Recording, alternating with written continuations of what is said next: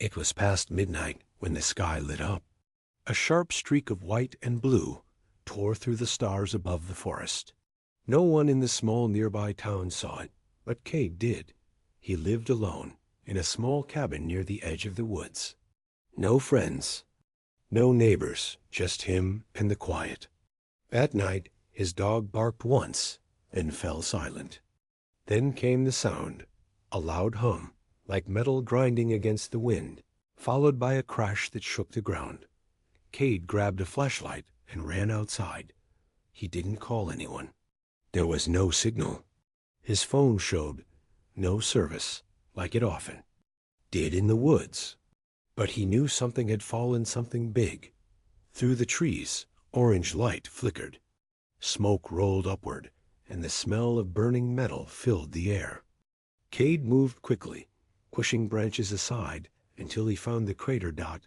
In the middle of it was a ship, not a plane. Not anything human. Its surface shimmered like liquid silver, but parts of it had cracked open, and glowing wires spilled out like veins. It pulsed alive, but dying. And then he saw her. She lay just outside the wreckage, taller than him. Her skin was a pale violet, almost white. Her long black hair shimmered like it held stars. A faint glow came from her body, soft but steady. She wasn't breathing. Cade froze. His first instinct was fear. But then he stepped closer. "Hey," he said softly, unsure why he was speaking. "Can you hear me?" She didn't move. Her arms were cut. Her chest barely moved. Cade bent down, shaking slightly. He reached out and touched her wrist, searching for a pulse like he'd seen in movies. The moment his fingers met her skin, a blast of light shot from her body. Cade was thrown back, hitting the dirt hard. The glow around her exploded, spreading in all directions for a second, and then vanished. She gasped. Her eyes opened, pure silver with no pupils. She stared at him, confused, then scared. Cade sat up slowly. His heart was racing, but he could still breathe. Somehow, he was alive. What are you? He asked. She tried to speak, but no sound came out. Her lips moved. Her eyes darted around, and then, with a strange flicker, she spoke English flawless, cold and clear. "You touched me." Cade blinked. I thought you were dead." "You should be." She sat up weakly, eyes still locked on his. Her body trembled. She looked at the forest, the sky, the stars. And then she looked back at him. "Where am I?" she asked. "Earth," Cade replied. "You crashed. Are you gonna die?" She didn't answer. Instead, she closed her eyes and placed her hand on the ground. A soft hum spread through the soil, like she was listening to the planet itself, not far above the Earth. In orbit around a gas giant, a black triangular station floated in silence. Inside, tall figures in silver robes gathered around a glowing red orb. It pulsed once, twice, then flashed. A robotic voice said, "Royal gene signature detected, planet Earth. Contact confirmed. Human touch." The room went silent.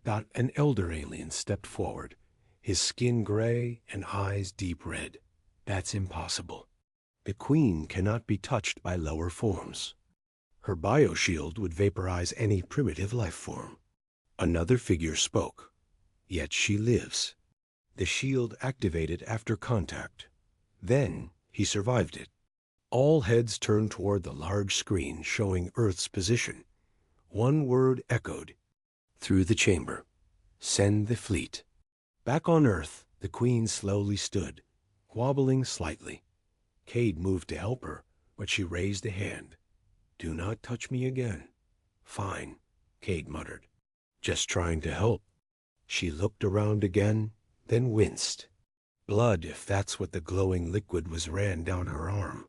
Cade noticed and took off his jacket. "Use this," he said, offering it. She stared at him, surprised. "You? Help? Yeah, I mean, you're not trying to kill me, right? She gave a weak smile. Not yet. She took the jacket and wrapped it around her wound. Then she looked at him one last time and whispered, "You shouldn't exist." What does that mean? Cade asked, but she didn't answer. That far above, in deep space, engines roared. The Empire was coming, and Cade had no idea what he had just started. Smoke still rose from the crash site as morning crept over the trees. Birds chirped in the distance, unaware of what had landed in their world. Cade stood at the edge of the crater, watching the strange woman alien sitting against the broken hull of her ship. She hadn't moved much since last night. The glow around her was dimmer now. Her breathing was slow, like she was saving energy. Cade had brought her water, but she didn't drink. He had tried speaking again, but she said nothing. Just stared at him. Finally, she broke the silence. "You are alone," she said softly. Cade nodded. "Yeah, been that way a while." "No family?" He shook his head. "They're gone." She tilted her head slightly. "You grieve. That is familiar." Cade raised an eyebrow. "You mean you've lost someone too?" She looked away toward the sky. "I lost everything." In space, aboard the Imperial flagship known as Solkara, chaos spread like fire. Screens flickered. Alarms blared. The king stood tall, massive, and armored, his face hidden behind a black gold mask. He watched the footage in silence. His queen, alive, touched by a human. A primitive. It should have killed him. But it hadn't. She survived, one of the commanders said nervously. "Yes," the king replied coldly, "but she is tainted." "She may be under threat," another officer offered. "The human may be controlling her." "No, the king interrupted. "She is no one's puppet. If she has chosen this creature, it is worse." He turned toward the fleet commanders. "Mobilize Task Force Omega. Prepare for surface entry. I want the queen retrieved and the human destroyed." Back on Earth, Cade sat beside a small campfire. The queen, still unnamed, watched the flames, like they held memories. "You're not from here," Cade finally said. "No," she whispered. "Then why come here?" She looked at him. For the first time, her eyes showed something more than fear. "I was fleeing," she said. "There was a betrayal. Someone close to me tried to end my life. My ship jumped randomly through space. It brought me here." Cade frowned. "Wait, you're saying you crashed here by accident?" "Yes, this world was hidden, shielded from star charts. We believed it was lifeless, but it's not. You found me." "No," she said slowly. "You found me." She turned her gaze on him, intense and piercing. "I don't understand you. No being has ever touched me and survived. My skin radiates high-frequency energy, lethal to organic life. Not even my royal guard can lay a hand on me." Cade felt his stomach twist. "Then, how did I don't know." For a moment, silence returned. Then her voice dropped to a whisper. "When you touched me, I saw memories. Not yours, mine. Locked ones. Hidden long ago. You opened something in me." Cade blinked. "Like what?" Her eyes glowed for a second.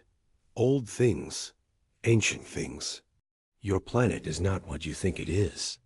Suddenly, her head jerked up. She stood unsteady but alert. "What is it?" Cade asked, standing with her. "They're coming." "Who?" She didn't answer. Instead, she closed her eyes, and her body began to shimmer faintly. "Multiple ships entering orbit," she said coldly.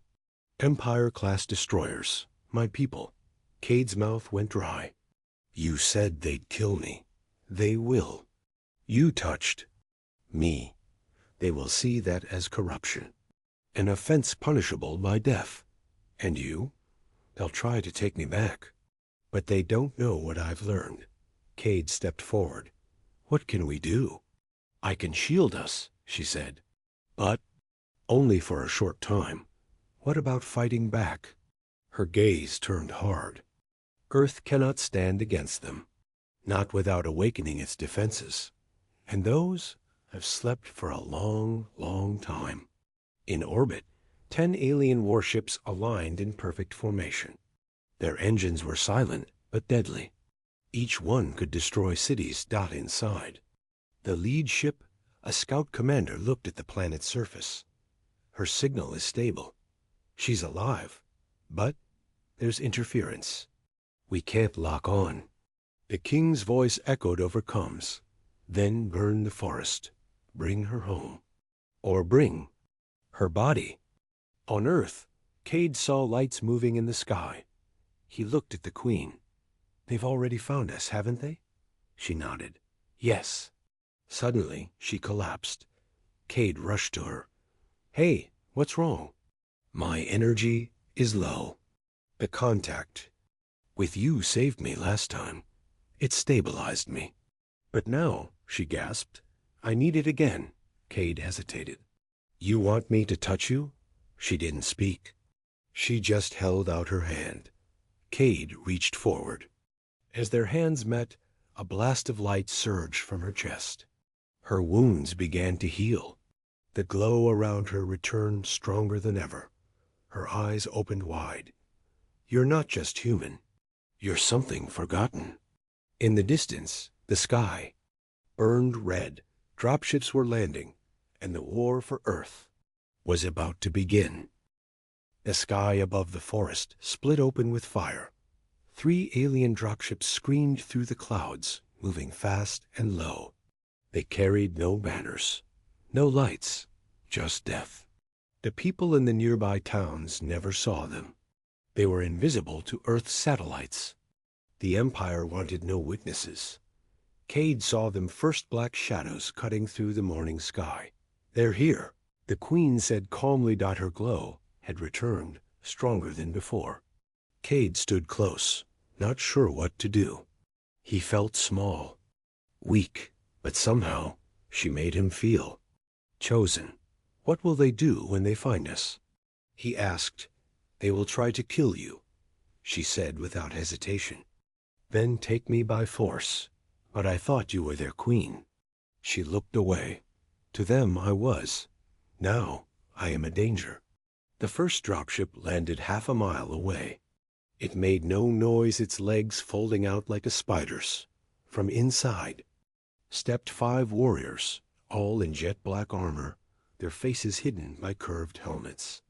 They moved fast and quiet through the trees, scanning every root, every sound, every trace. One of them paused. He touched his wrist and whispered, Energy spike, southeast. She's alive. Human nearby. They moved again, weapons raised. Cade helped the Queen walk through the trees, but she stopped suddenly. I won't run, she said.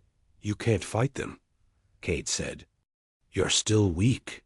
No, she replied, her eyes glowing brighter now. I'm remembering who I am. The assassins closed in fast. One of them found the crash site burned, dead metal still smoking. No sign of extraction. She's still groundside, the leader said. Orders?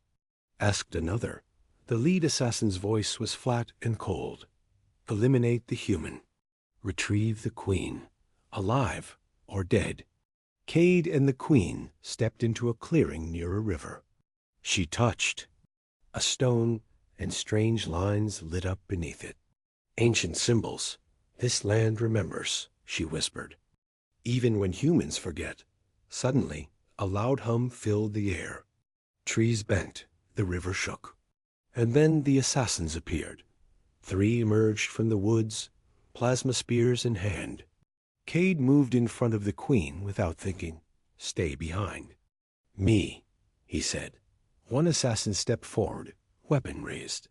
Primitive, he said in disgust. Step away from the royal one. No, Cade replied. The assassin didn't wait. He lunged. Cade shut his eyes, ready to die, but the strike never came. A shockwave blasted through the clearing. When Cade opened his eyes, the assassin was on the ground, his armor cracked, weapon broken. The queen stood in front of him now, her hand still raised, glowing with fierce energy. "I warned you," she said, her voice deeper, stronger. "Touch him and die." The other two assassins hesitated. "Retreat?" One whispered. "No," said the other. "Activate binding field." They raised their arms. A web of red light shot toward the queen, meant to trap and hold her. But it failed. The light stopped midair, then shattered like glass. The queen stepped forward. "You think I am weak. You forget who I am." She raised her hand again, and with one motion, the helmets of both soldiers cracked open. They fell to their knees, unconscious. In orbit, the alien king watched through the eyes of a recon drone, his hands clenched into fists. "She's protecting the human," said one of his advisors. "She's bonded." "Impossible," the king said. "She was built to rule, not to feel. She chose him." Back on the ground, the queen turned to Cade. "They'll send more," she said. "Many more." Cade looked at the fallen soldiers. "We can't keep fighting them forever." "No," she agreed. "But Earth is not helpless. Not fully." "What do you mean?" She looked toward the mountain range to the north. "There are places on this planet where old things sleep. Weapons, machines, knowledge. Buried after the last human exodus." "Wait," Cade said, confused. "There was an exodus?" She nodded. "Your people once ruled many systems. Then something happened. They disappeared. Your world was hidden. But I think your blood still remembers." Suddenly, her body shook. She collapsed to one knee, rushed forward. "What's wrong?" "The energy. It's too much." "I need time, rest.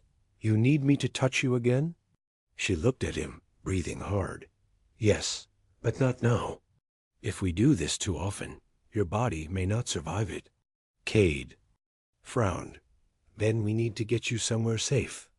"There is a place," she said, "not far, beneath the old mountains. If the gate is still working, we may find answers there." Behind them, the sky lit up again. More ships were coming, bigger ones. The Empire had just begun. And now, they were bringing war. Forest was silent again. The wind blew through the trees, as if trying to erase the battle that had just taken place. 3 elite alien assassins lay unconscious in the grass. Their weapons were broken, their armor cracked. A few minutes ago, they were the hunters. Now, they were nothing, and the queen was gone. From above, the recon drones scanned the impact zone. They replayed what they had seen: energy bursts, failed capture fields, the queen's strange new powers. But now, there was nothing. No heat, no movement, no life. The sensors showed 0 biological signs from the crash site. Aboard the Empire's lead warship, the alien commander gritted his teeth. "They vanished." "They couldn't have," another officer said. "She's wounded." "And the human?" "He's untrained." "And explain it," the commander snapped. "Where are they?" One of the tech crew looked up, pale. "There's a strange anomaly. A hole in space, just above the surface." It opened and closed within 2 seconds. The commander narrowed his eyes. 8 tech. Deep underground, beneath layers of rock and old earth, the queen lay on cold stone. Her skin pulsed with faint light. Her breathing was rough. Beside her, Cade struggled to catch his breath. The jump had been fast. Too fast. 1 second, they were in the clearing, surrounded by enemy ships, and the next, they were in darkness. A chamber made of black stone, lit by glowing blue lines in the walls. Symbols moved on the floor beneath them like living language. Cade looked around, confused. "Where are we?" The queen sat up slowly. We are inside an old human structure, a hidden base older than any memory in my empire. She placed her hand on the wall. It responded instantly, casting a soft blue light around them. The room came alive. Circular pillars rose from the floor. A tall doorway opened, revealing a massive hall lined with strange machines. "This is not alien tech?" Cade asked. She shook her head. "No, this is yours. This is human." As they walked through the hall, Cade stared at the machine's metal. Towers humming with power, holograms flashing, lines of code he couldn't read. "It's like a lab," he said. "No," she whispered. "It's a memory vault. A place where your people stored what they wanted to hide or protect." She stopped at a glowing platform. "This," she said, "is why the Empire feared Earth. Your kind wasn't just strong. You were advanced in ways we still don't understand." Cade blinked. "But Earth's just farms, cities, old tech. We never even left the solar system." She turned toward him slowly. "That's what you've been told. But it's not the truth." In orbit, the king himself stood before a massive screen showing Earth's rotation. His face was hidden behind golden armor, his cloak dragging behind. "Him like fire. The queen has activated old tech," one of his advisors said. "Impossible," the king growled. "Only her kind or the ancients could do that." "Exactly," the advisor said. "The human helped her. He opened something in her. She grows stronger." The king turned. His voice was cold and final. "Then burn the planet." Back underground, Cade stepped forward onto the glowing platform. A sudden pulse ran through his body. The platform scanned him head to toe. Then it spoke.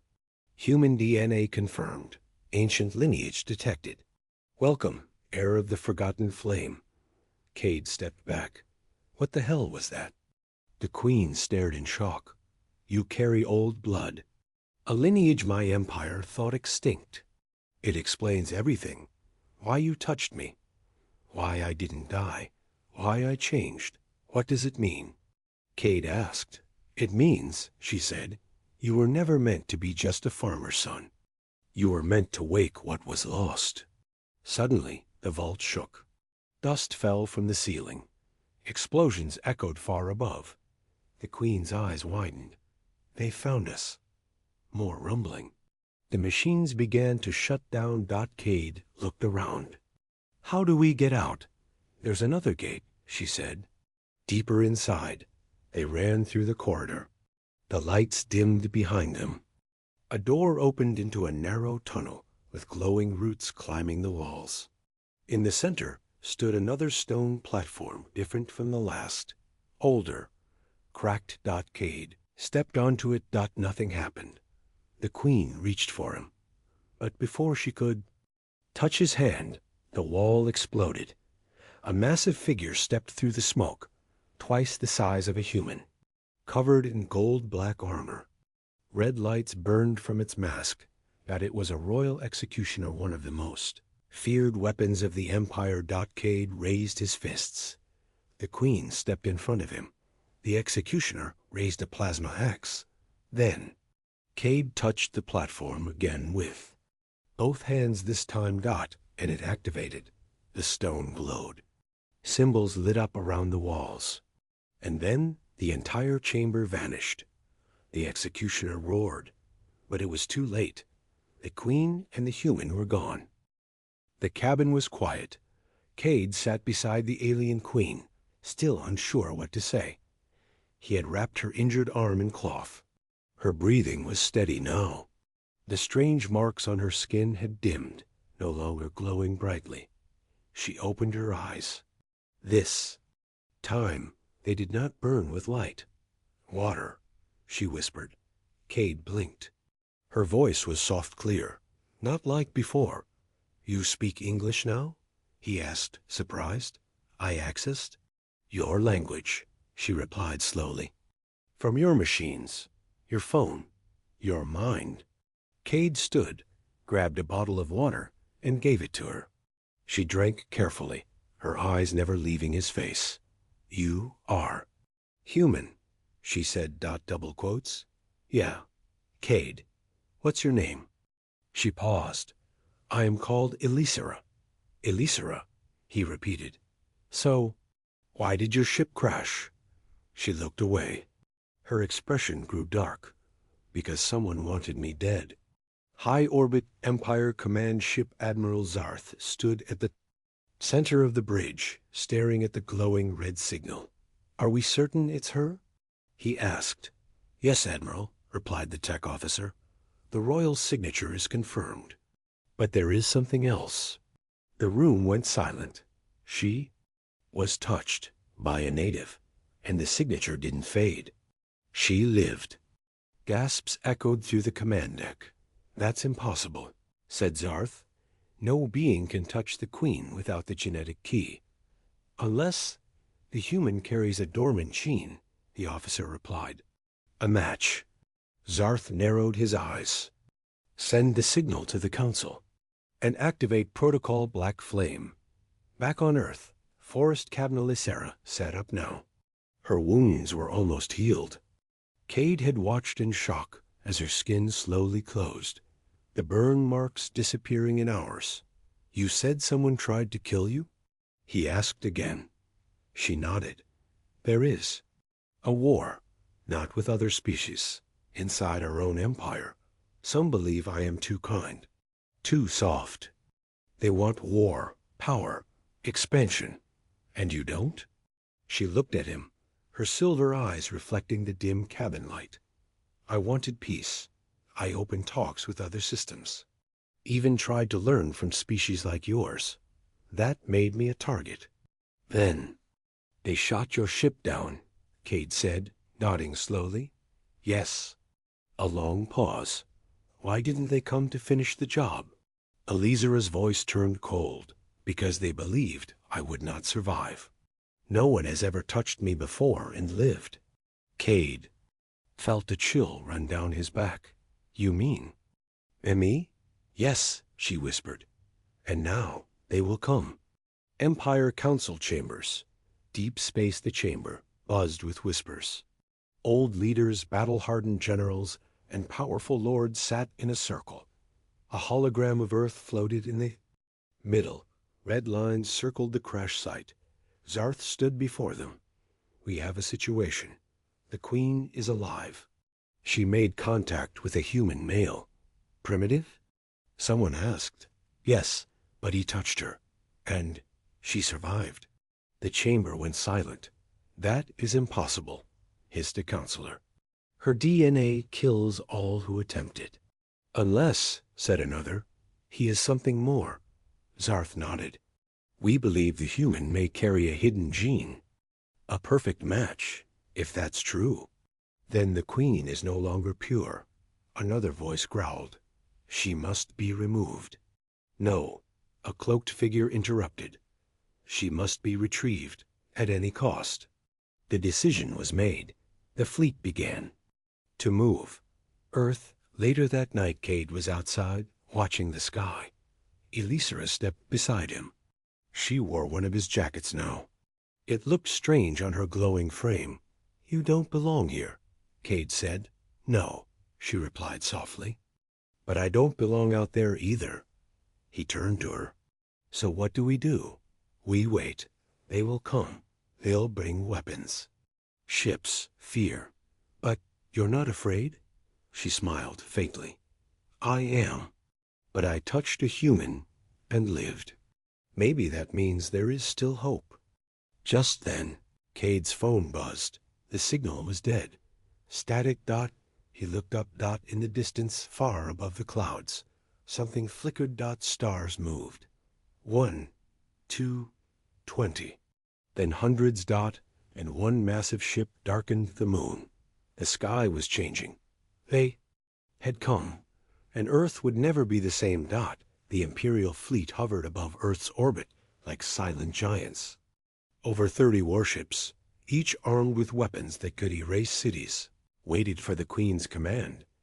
Inside the hidden base in the mountains, Cade sat next to Queen Harellen. Her golden skin had dimmed, slightly tired, maybe, but her eyes burned with power. The ancient energy inside her had returned. But it was different now, more human. Across the room, General Vorn paced in silence. His face was stiff. He didn't trust Cade. None of the guards did. Not even after the Queen had declared, "He is under my protection." But that protection had a limit. The Empire would not wait forever. Just then, the room lights flickered. A hologram opened in midair. A voice echoed, "Transmission from the High Council. Queen Aralyn, your empire demands your return, or war will follow." The room went quiet. Cade looked at Aralyn. "You can go back now, right?" She turned slowly toward him. "I could, but if I do, they will destroy this world." "You touched me, Cade. That changes everything." He frowned. "I didn't mean to start a war." She smiled faintly. "You didn't. You gave me something they can't understand, choice." Outside the base, a sudden tremor shook the ground. One of the guards rushed in. "A drop pod has landed. Imperial Knights. They've come to take the Queen by force." "General." Vorn drew his weapon. "We hold them back as long as we can." But the Queen raised her hand. "No, there will be no fight." Everyone stared at her. "I will go to them," she said, "but not alone." She looked at Cade. He blinked. "Me? What am I supposed to do?" She touched his hand again. "They need to see what I saw. What I felt. That a primitive human saved. Me not because of power or duty, but because he cared." A storm raged outside as they stepped into the night. The pod door opened with a hiss. 3 tall armored aliens stepped out. Their armor glowed. Their weapons hummed. But they didn't raise them. "Not yet, Your Highness," the lead one said, kneeling. "Come with us. The council awaits." Aralyn stepped forward. "I will return, but Cade comes with me." The knight stood. "That's not possible." She spoke clearly. "Then you may return to the council and explain why you failed to retrieve your queen." A long silence followed. Finally, the knight nodded. "As you command." High above Earth, aboard the main dreadnought, the council waited. They expected a weak, injured Queen. They expected fear, but what they saw shook them. Queen Aralyn stepped into the chamber alive, glowing with a new kind of power dot, and behind her, a human. The chamber erupted in whispers. "A human? He breathes beside her. How can that be?" An elder stood. "Queen Aralyn, explain this madness." She looked them all in the eye. "This is Cade of Earth. He saved me, touched me, shared life with me, and I lived." One counselor growled, "It is forbidden. You are sacred. No being may touch your form, let alone survive." Cade felt all eyes on him. He didn't speak. He just stood beside Aralyn, calm but firm. The Queen raised her voice. "Maybe what is forbidden should be questioned. Maybe we have forgotten what it means to change." Another elder stepped forward. "Your bond with the human. It is real?" She nodded. "He's nothing." One shouted. "No," Aralyn replied. "He's everything we lost." Then, without warning, the Queen placed her hand on Cade's shoulder. A burst of light filled the chamber. All monitors glitched. Sensors flickered. The sacred flame that powered the throne room, the flame that had never responded to anyone. But the royal bloodline dash shifted dot. It turned from blue to white. Gasps echoed through the chamber. The human stood, alive, unharmed. The flame had accepted him. "It can't be," a general whispered. "The throne flame, it only reacts to royal connection." Another finished. Queen Aralyn said nothing. She didn't need to. The council fell silent. They had seen the impossible dot as the meeting ended. The Queen and Cade stood alone in her chamber, high above the planet. "You changed them," she said. Cade chuckled. I didn't do anything. You did. She shook her head. No, I was a queen before. But now, I'm something more. What now? He asked. She looked out the window, into the stars. We go back to Earth, together, and from there, we build something new. In the shadows, a silent AI recorded everything. A message was already being sent across the stars to hidden enemies. The Queen is no longer one of us. She is compromised. The human must be eliminated.